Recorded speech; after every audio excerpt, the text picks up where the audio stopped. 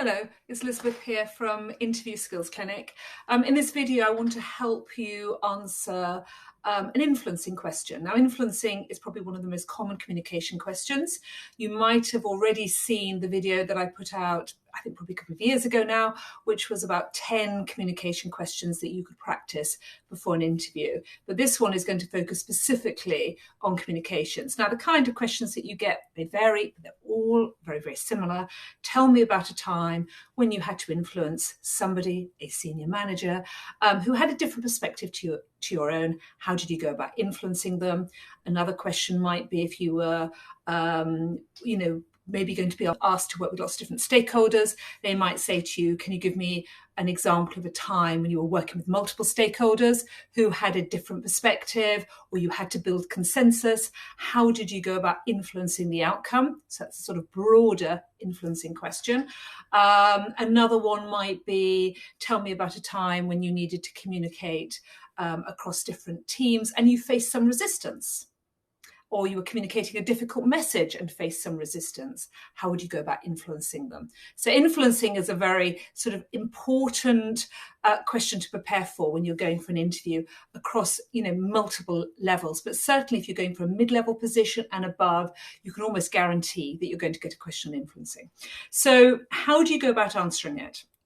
Well, first of all, what we need to get a sense of is that you as an individual have a curious mindset. So what we don't want to hear is that your answer is basically saying, I'm right, they're wrong, and this is how I went about it. What we want to get a sense of is that you are somebody who can deal with challenges, you can deal with people having different perspectives, you're very open, and you're going to spend some time. You're going to find out in whatever way, whether that's having a meeting with the individual, running a workshop, whatever it might be, but we need to get the sense that you are interested in finding out what their perspective is. They might be right and you might be wrong.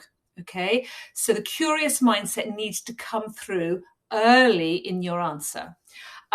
Secondly, once you've heard their answer, obviously we don't want you to go, oh, they're actually more senior than me. They say this, I think this, but actually I'm not going to challenge it, because, we need people who are going to speak out respectfully with evidence in order to influence. So there needs to be a sense of reflection, taking it back, understanding what's driving the other person's thinking, understanding where they're coming from, but thinking about your own perspective and where the evidence is for it.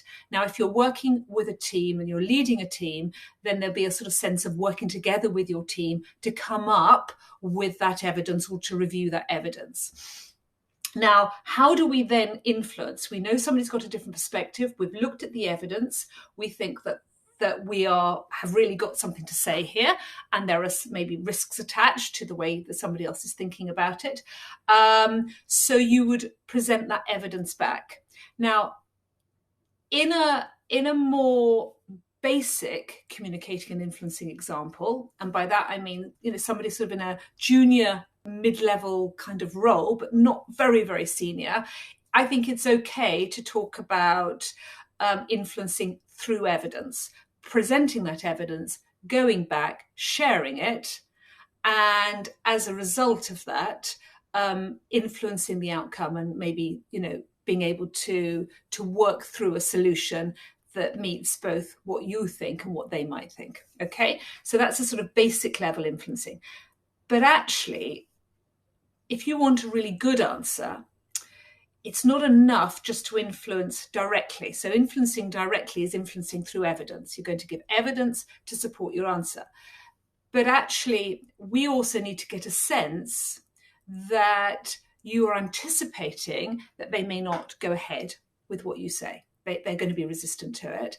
And you are one step ahead and thinking about, well, what would you do next? Can you find a solution that understands where they're coming from and their needs? Can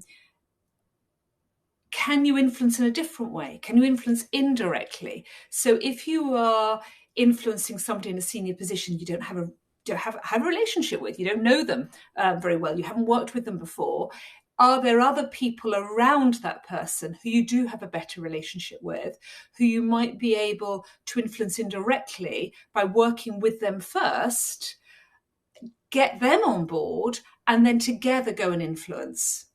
So that, again, that's sort of demonstrating then a broader range and a flexible range of influencing skills, because we've now got direct with evidence, but we've also got indirect influencing by influencing other people around. And that's needs to really come out in your answer if you get the broader question about multiple stakeholders who've got different perspectives. You would sort of need to sort of, when you're in the early days of finding out how people are thinking, you would need to do sort of a little bit of stakeholder mapping, whether formally or informally, but understanding who are the different stakeholders, where are they coming from, how important are they, what's their current perspective, and then which ones would you try to influence first so that you can indirectly influence others. So it's a much more complex range of influencing skills, rather than just saying, well, this was my perspective, I felt they were wrong, I went in, I presented this evidence, and they realized that I was right and they were wrong, and therefore they bought into it. So we want really to try and communicate that you have that ability to understand other people's agendas when they're not explicitly stated, that you are open to be challenged, and that you're able to stand up and give evidence in a respectful way and persuade and be willing to negotiate, anticipating that actually you may not get everything that you want, but you might make some progress. I hope that's helped, and I haven't ended up by making it far too complicated for you, but I hope that has helped. Please, if you haven't watched the other video, you might find it useful. There's a range of communication questions there. If you're a hiring manager and you're watching this and you're not a candidate, then I think this is useful, because I find that so often hiring managers, you have the list of competency questions to ask, but don't often know what you're looking for within the answer, and therefore don't quite know how and where to probe.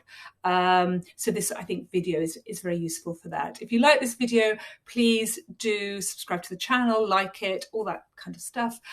You can book a free consultation from our website, interviewskillsclinic.co.uk. We provide one-to-one candidate coaching, and we also do interviewer training as well for hiring managers. Speak to you soon. Bye.